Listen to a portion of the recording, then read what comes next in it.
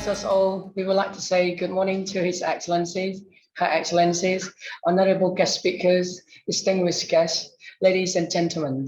It is our pleasure to welcome everyone to the second virtual Cambodian International Conference on Mentoring Educators. And the theme of this conference is Mentoring on STEM Education. Now, I would like to invite our special guest speakers, Dr. Daryl Michel, a founder and innovator, Be a Change, LLC, San Antonio, Texas, USA. And he's going to conduct a workshop focused about student-focused coaching, guiding, and supporting STEM implementation. So the floor is yours, Dr. Daryl Michel. Please welcome. Thank you. Thank you very much for this opportunity. I'm very excited to be here to join participants and look forward to presenting the work here. My presentation will focus on, as you mentioned, student-focused coaching, and I would hope that as we go through the presentation, that you can be thinking about just the role that you're in. So if you are a mentor or even a teacher who works with other teachers, I want to be able to kind of paint a picture of the work that Jan Hasbrook and myself that we have done as we've recently published our book on student-focused coaching.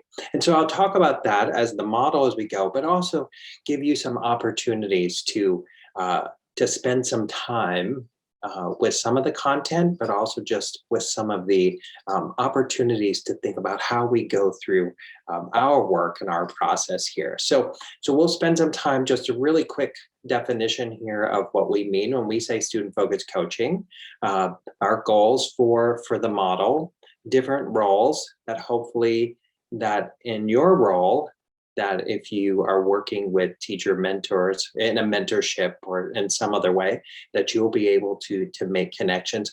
And it's so much about how we support each other as colleagues, working together in continuing to improve education. And then I'll make connections with some of the schools that I've been working with here in the United States, just around some of the units that we've created or the lessons that we've designed, in the hope that maybe they can help and support some of the work that you all do. So we look at this as just our definition, that when we think about working with others as coaches, and with our colleagues, with our teachers, that is a cooperative, ideally collaborative, professional relationship with colleagues who are mutually engaged in efforts that help maximize every teacher's knowledge and skills to enhance student learning. That is a mouthful, but there are key things here that stand out.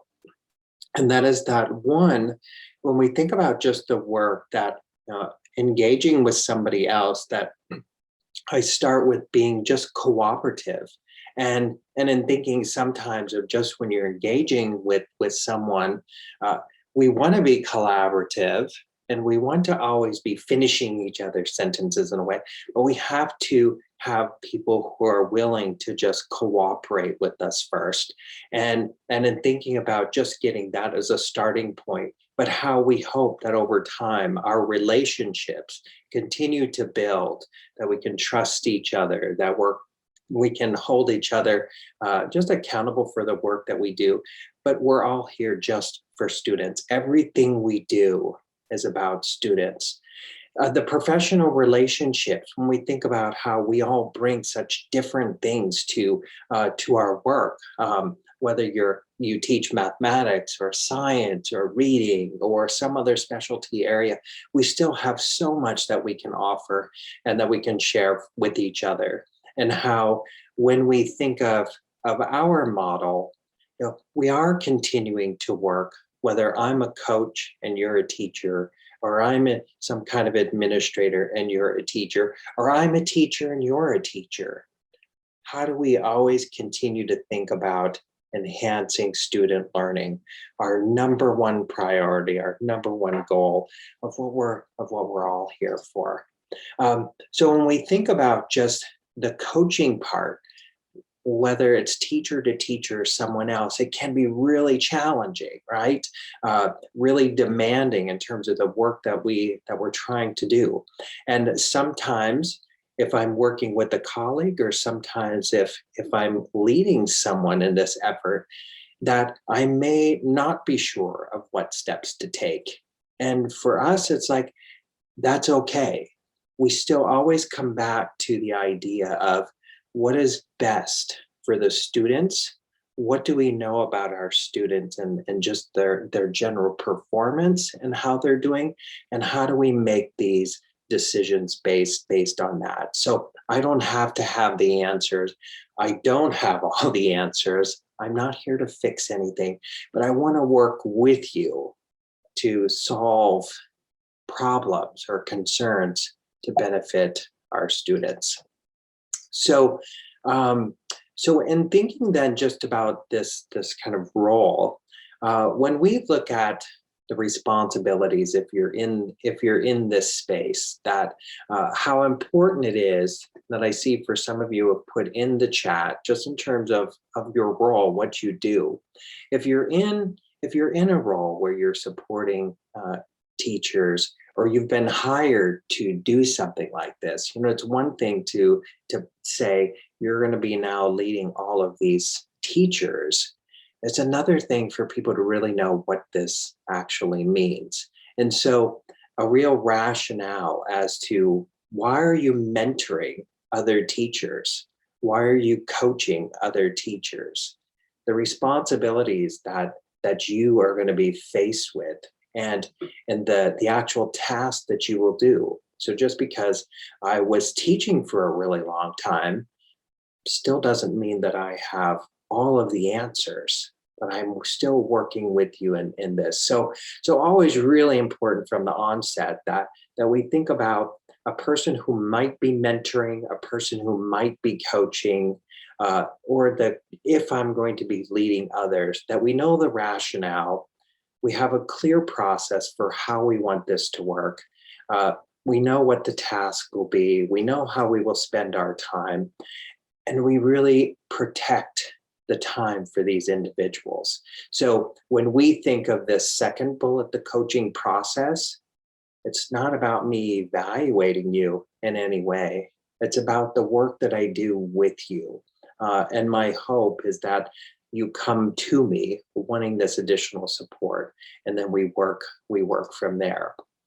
So in the roles, when we think about different parts here, that in our model of the student-focused coaching work, the roles that we play is that we're always thinking about as a coach or a mentor, that one role as facilitator is I might support you with something like classroom management, a problem or concern around whether it's academics or behavior or social emotional learning.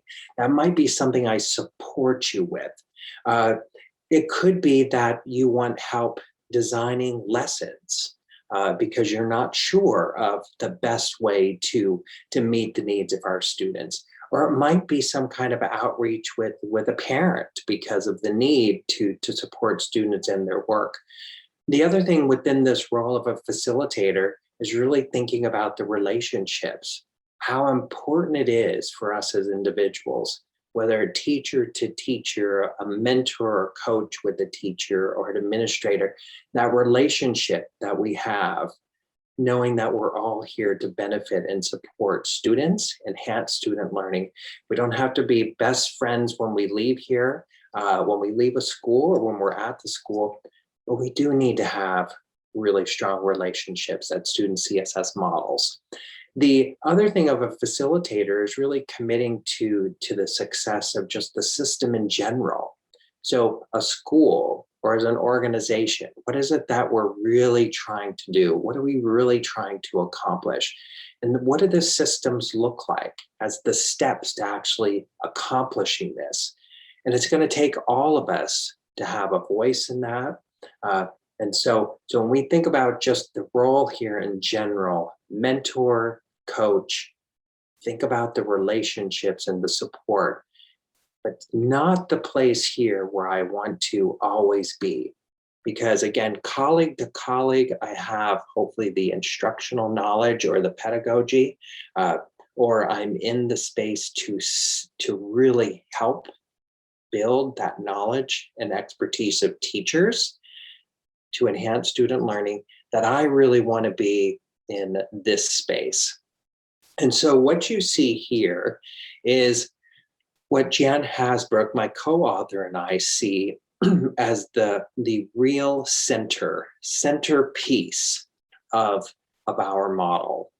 And that is around collaborative problem solving. I remember what I said initially, like thinking about, yeah, we've got to be cooperative first. And we really want to get to that ongoing collaboration.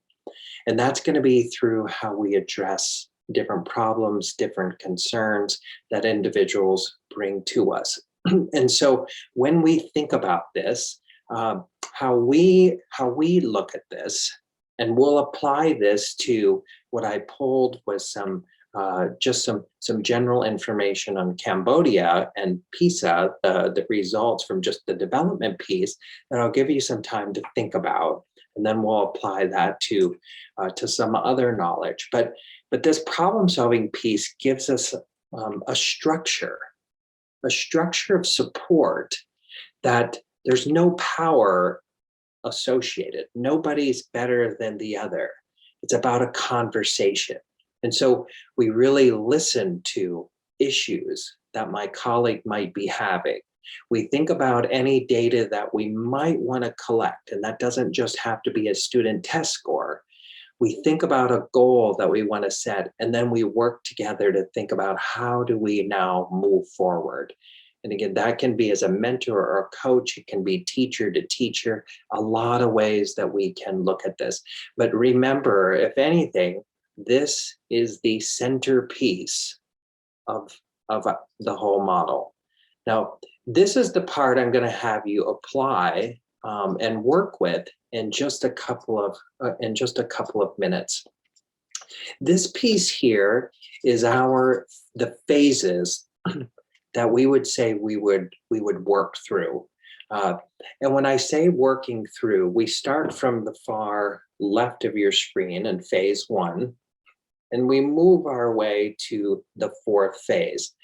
There's no set time here as to how long this would be designed.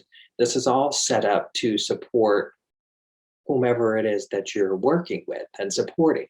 So in this first phase, this problem presentation, this would be if I had one of you, let's say Money Reed, Mr. Lee, let's say that he wanted some support. And he came to me with some problem that he was dealing with or concern. And he would share with me, what's happening, what he knows about a student or a group of students that he's working with. And I would just listen, and I would just ask questions, and I would be a partner in this conversation with Dr. Lee. My time during this phase, though, would not be to give him a bunch of answers or to say, here, go try this. Here, I have this idea, go try this. We don't even know for sure that this is a problem yet. And so Dr. Lee and I would spend our time here just kind of going through, and I would be listening and engaging with him in this conversation. But before we finished this phase, we would decide on other data that we might want to collect to really figure out if this is a problem or not. And the additional data that we might collect could be that we want to ask and interview some students and ask them about this problem or concern. I might want to talk to other teachers. I might want to observe something in a classroom. There are a lot of different types of data that I might collect here. And when we come back together in this phase 2 place, now we have a lot of different data points. We have the real reason that Manirith came to me with his problem or concern, and we have all of this additional data that we're going to use to think about. This is going to help us really define the problem that we want to work on. It's going to help us to prioritize, put things in order of what we want to work on first. And then we're going to think about a possible goal. And it's going to be a goal that Manirith wants to work on. It's going to be a goal that he is inspired to achieve. It's going to be a goal that's going to help to enhance student learning. And if I am coaching him or I'm mentoring him, my job is to support him and to help him with different possible strategies, tools that he could implement. And then we come back and we evaluate. So it's 4 phases in the process of thinking about. Now, the first one, though, is probably the most important piece. And that is to try to really understand what's going on here. What's the problem? So I'm going to put in the chat. If you click on the link that I just put in chat, you should be able to find this page in that folder. So you should find that page. Let me pull it up here so you can see it. It is going to be this one right here, a national report. So if you can open that up on your computer screen, what I'm going to ask you to do is to take a couple of minutes here and to just skim through this. You don't have to read the entire page, all the details that you get from this, but I do want you to take a little bit of time here and sort of go through and highlight some things that might really stand out to you. This is specific to Cambodia and from the PISA results. And so I thought, oh, this would be a really good opportunity connection. So here is where I just started. And I started at the very bottom because I wanted to see. This goes from lowest level, or the least that we would expect students to do, up to the very challenging tasks that students would be required to do on any type of an assessment with PISA and the development. So take a couple of minutes here. So what I was hoping is that as you were just looking at this, and I know it could be, there's a lot in here for sure. And the more of just looking at this, I just really wanted us to be able to see how we go from such simple tasks of a 1 word or a sentence to something that's very tough and very complicated, even for us here, as I think about just the schools that I work with in the United States, of students having to make inferences, 1 or more texts that they have to try to figure out, they have to reflect and evaluate, and they have to go beyond the text. I mean, meaning that the answers aren't right there. So I have to be able to infer information. I have to be able to access a lot of knowledge. So I wanted us to be able to just see how, being at the kind of at the lowest level, that won't get us too far in terms of thinking about students and performance. Like, there's a lot of skills that go well beyond that. So that, if I say for this particular piece, when I was talking about Manirith, if Dr. Lee was one who came to me and said he really needed this help, he has this data where students are really scoring more with just words or phrases, or they're just at a passage, or they're just at sentences, and really struggling to think, how do I get my kids to think and perform at higher levels where they can infer and they can synthesize? There's a lot more work to be done. Well, it really forces me then to kind of think about, what is it that we could do? And that is in this space, when I think about just being a learner and a teacher, that because I don't have the answers, as I said in that first phase that you see, because I'm not the expert, I'm engaging you in a conversation. We are colleagues. And that I think of how do we continue to work together in which we think about the best ways to really implement things in a classroom. Now, when I think about this teacher learner role, that one, I have to take what my colleague has said that they're struggling with a problem. I have to be able to go off and do more learning on my own, and then be able to come back and actually teach maybe something to one of my colleagues. So I have to stay in this space where I'm constantly learning and teaching, but still the whole space that I'm living in, what I'm trying to do is to just figure out this problem. Now, let's say that Monty Reith and we decided that we had all of this about our problem. We collected more data. We talked to students. We talked to teachers. We did other things. But let's say we decided that the thing that we really want to work on is that we want to get our students to think at higher levels. And we want them to go beyond just a word or a phrase. We want to get them to those levels where they have to do more of the critical thinking.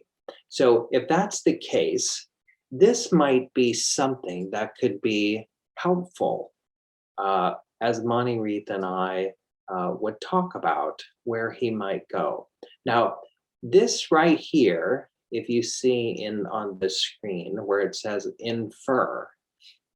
Now, on that other sheet that we were just talking about, something like this, infer, is really high up on the list. But I can't just jump kids and think that we're going to get there really fast. There's a lot of other things that we have to be able to do.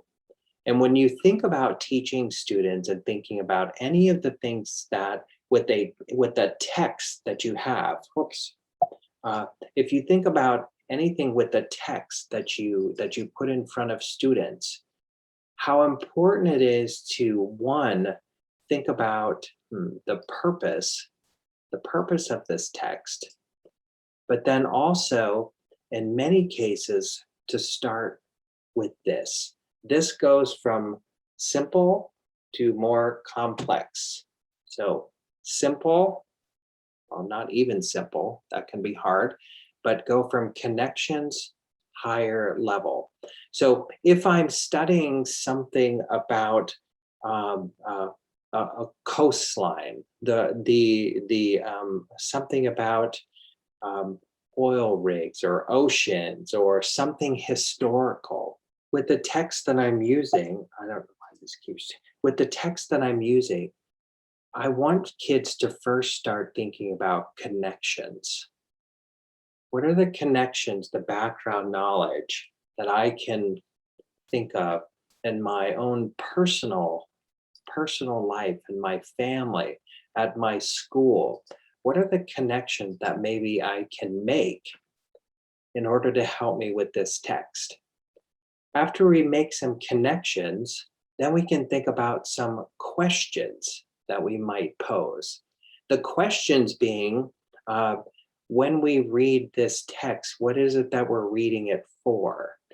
And we might have to do some of the reading together. We might do some in partners. We might do it whole group. We might do it independently. But what's the purpose for me to read this text anyway? So I'm thinking about posing a question that's not going to just be the answers right there, but I need to think about a question that's going to make me think at a different level, a higher level. It could be some things right there, but there has to be some question that gets me to think higher than that. Based on my purpose for what I'm going to be reading, And based on any of the connections that I made, maybe now with this text, I can make some predictions of what I think the text will be like, any of the actual clues that are given to me through our conversation that might help me make a prediction, anything that I know from my personal experiences that might help me make a prediction. From predictions, then it's imagery.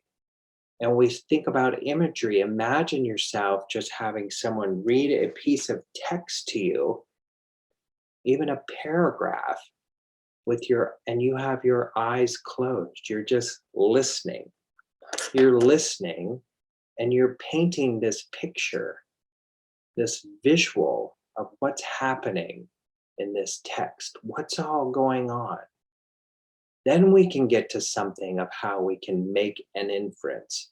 But there are a lot of other skills to build in order to get to something as complex as making an inference. Determining importance and then being able to synthesize what is it that I read. And I don't know, maybe sometimes we put more than one thing in front of students. But if we put two pieces of text in front of students, then how are we taking both of those and summarizing what it is? So I want to just pause there for a moment and to see, are there any questions at this point? Any questions for anything covered up to this point? Doctor, I think we haven't got any question now, but you can keep going. I think at the end, I think we will have some question there. Okay. So when we think of then, if I keep going here, let me go to the next. When we think of each of these pieces, then what I've done, and I'm hoping that this might be helpful, is if, again, you take a look at this piece, make connections, background knowledge, how does it relate to me? What questions am I going to pose as a teacher that will help my students have a purpose for reading? Predictions that I might be able to make based on my connections. As we're reading, because I have the question, I'm trying to visualize what's happening here as someone is reading this to me. Now I can then think about inferences because I can draw on all of this information, all of the information that I have to infer what might happen next. Determining importance, when I think of that piece, then it's like a lot of evidence, like the importance of this piece here. When I'm determining importance, I'm drawing conclusions on the things that I inferred, and then to more of that synthesis and the research. Now, this is this was the initial, I think, handout that I sent. And I don't want to, I'm not going to spend lots of time here. This has been a tool that we've developed in these different schools that I work with here in the United States, elementary schools, middle schools, high schools, in the sciences, the science, technology, engineering, mathematics, art, humanities. And we always try to think, if you look on the right side of your screen, we always try to think of standards that we're trying to teach, but trying to think of something that's going to be really beneficial for students, something that's going to be so relatable, real life, and how we can then work our way through supporting students. In this tool that we have, there's a pre-teach and a post-teaching, but it's trying to understand when students start any lesson, any unit, what do they already come with? What's the knowledge that they already have? And I don't know how many students are typically in a classroom that you might have, but in any classroom, for students who already have the knowledge and the skills for something, we like to see them continuing to perform at higher levels. So more of being able to create, more of being able to develop things instead of more of things that I already know. So in this particular piece, giving me as the teacher more time with some students who might struggle with certain areas versus spending time with those who already get it. I want to keep pushing every single student. This last piece here, and you'll find that in that same folder that I put in there before.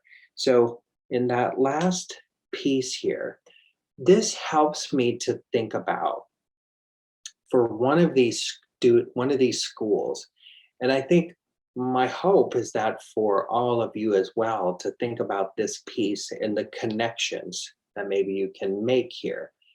This entire unit for teachers, and this is for 5 and 6-year-olds, for kindergarten, is the question is what makes a community? And I hope for all of us, we can think about a community of being, how we bring individuals together, the thinking about what do we want from individuals, what's all part of a community, and how this has helped teachers think about the relationships that might exist, the relationships that they can connect to in that community. If I started in this reading class, notice that this is about community. What is it? What are the places in my community? And when I think about informational, I'm thinking about real life things. So how do I connect to something in community? Now, I take the same concept of community, and in social studies, maybe I'm thinking about how we use maps. Maybe within our maps, we think about a classroom, and we think about your classroom, how you might organize something to where we can think about directions. We can think about finding certain objects. You'll see in this example where it says 2D shapes. And that's because in mathematics, that's what our kids are working with, 2D shapes. So how do I get to this object that is 5 steps forward and 2 steps right? What's the object? I'm forcing kids to have to think a little bit differently, but it goes from a classroom to then we think about the whole school, like even including a playground, to maybe then my neighborhood, to maybe then my city. So how I keep doing the same types of things over and over, but now just continuing to expand from small classroom to large city.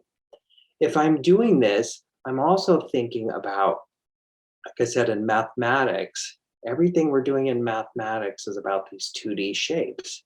So how am I making connections with objects in the classroom that include rectangles and circles and triangles and squares? And then in science, the thing about it in my science class for this is if I'm thinking about things related to rocks, soil, water, I could use the exact same objects that we've used in mathematics to continue to think about discussing and talking about different textures or finding these objects in different places. So we put on here, this is a sample from, again, in the United States, there's this STEM Scopes. STEM Scopes is a curriculum that is for science and it's for mathematics. So teachers who use STEM Scopes, they can use, they would use this for science or mathematics, and it's by different units. In social studies, we use what's called Social Studies Weekly or Texas Weekly. In reading, what you see there is called HMH, and that's a core reading program. It's a reading program that's broken into different modules.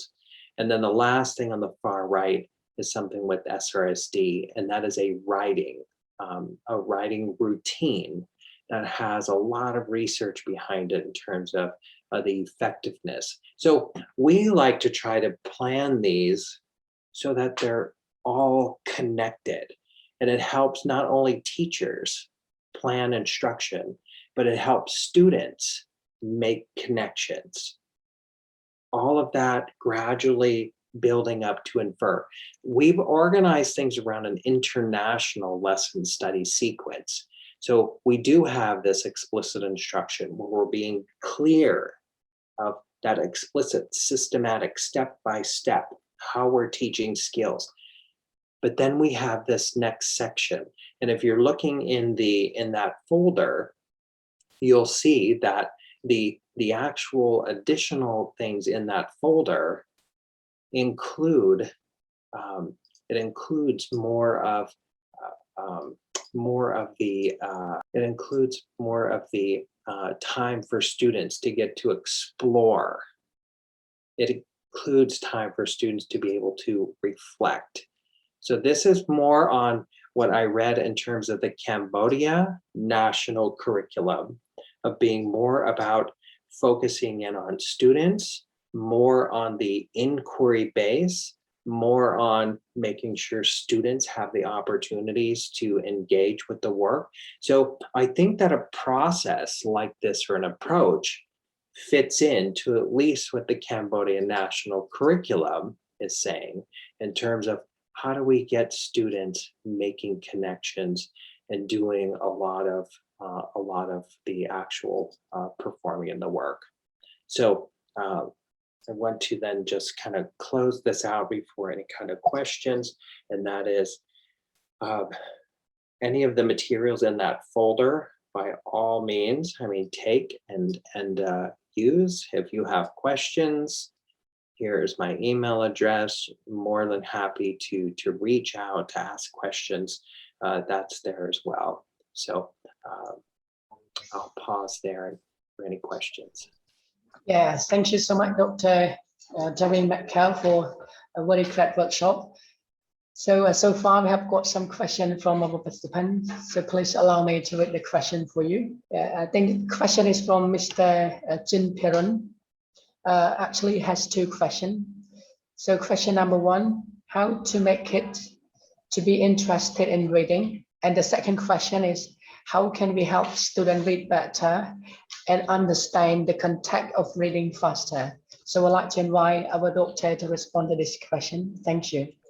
Yeah, really good questions. Mr. Chen, the first question about interest, the ideas of, even when we think about asking students just some general questions about what is interesting to them, what do they like? What I like might not be what you like, and might not be what Karen likes. We all have different interests, and how important it is, one, in order to make kids to be interested in reading, we have to figure out ways to connect with what they like. And sometimes just a passage or something from a textbook that's not interesting to them. So trying to find out and just asking students, what do they like? Do they like to play sports? Do they like different games? Do they like history? Do they like fishing? What are the things that they actually really like? That's how we can get from that thing of helping them as well to make connections. What's the real interest here for them? And what's going to get them want to actually read the material? The second question, how can we help students read better and understand the context faster? So in the English language, there's many different things that can be done in terms of just gradually working with students on the reading better and understanding faster, is what would be referred to as reading fluency. So how we think and how we help students not just read fast, but how we help students to read at an appropriate rate with automaticity. So, ooh, how many words I'm reading correctly, and with expression. And I would tell you that in many ways with the English language, I'm happy to send you different resources if you reach out, from sight word fluency and how we help students, because many of the words in the English language, a high percentage, are found just in these high frequency words. So how do we, with high frequency words, get students to practice those? That's just one word that we could then move on to short phrases, to then maybe a sentence. But that helps to just build sort of general reading fluency.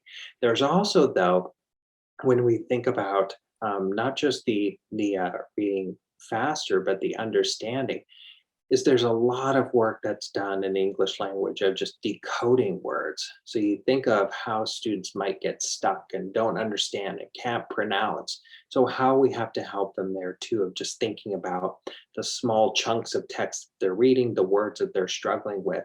But I'm happy to send you more information on those, or I can take resources and put them into this folder if you think that that would be helpful for other people to access as well. I'm happy to put more in there. Yes, thank you so much, Doctor, for a very correct answering. So it's really important for us. I think we have a question. Yeah, one more question, Doctor. So the question is from Natsrinian, and the question is how to create our lesson more interesting. Yeah, such a great and important question, right? And I would take you back to thinking about almost like the things that are of interest to students, and connecting things to them. The part that I really would stress about keeping lessons that are of interest is often for kids, they don't want someone just talking to them. They want to be doing stuff. And probably for most of us too, we'd rather be doing something than sitting and listening. So when you think of the connection there that I was trying to make with even the question of what makes a community. So the idea of how do we take something like community, or how do we take something that is in your own culture and think about, I'm going to teach you just a little bit, but I'm going to let you do a whole lot of exploration. So let's say we're trying to figure out, I want to know different ways to come up with 7. Well, kids can do all kinds of things trying to come up with 7 by drawing pictures, by acting it out with people, by using other manipulatives, by using being, whatever it might be, by drawing pictures. But I would tell you probably some of the most interesting lessons are those in which I'm not doing a whole lot of the work, but I'm letting kids make a lot of connections and letting them really get into things that they're interested in. I think also things that are of interest to many kids is to be able to get outside the walls of a school and do a little exploring. I mean, if we're studying something about a plant or we're studying something about rocks, like, let's go outside after we talked a little bit about rocks and let's find them. Let's talk about the texture of them. Let's talk about the colors. Let's talk about anything that comes with this. But it certainly is not about how much more can I give. If we're going to keep seeing any kind of growth in the trajectory of from words to those sentences and really getting kids to do more of that deeper thinking, we got to get them into the space where they are involved. Yes, thank you so much, Dr. Michel, for a very informative answer. So because of this time constraint, we cannot go further. But Dr. Michel, would you mind sharing your email address again or contact so that if the participants have more questions, we can reach you out? Yeah, and then we can. Absolutely. Yes. Yes, thank you so much, Dr. Michel. So would you like to say something before we end this presentation? I just want to thank all of you for the opportunity to participate, the opportunity to be able to engage with folks here in the international scale, to share at least what I've done in 28 years of being a teacher, and in my space of still getting to teach all the time in different places. So definitely wish everyone all the best, and I'm just a little email away if anybody is looking for something. Maybe I have a resource, maybe I can connect them with someone else. Happy to. Yes, thanks once again, Dr. Michel, for a very interesting presentation. Yes, so we believe that is really useful for our participant. So thank you again. So we wish you all the best and stay safe from COVID-19. Thank you. Yes.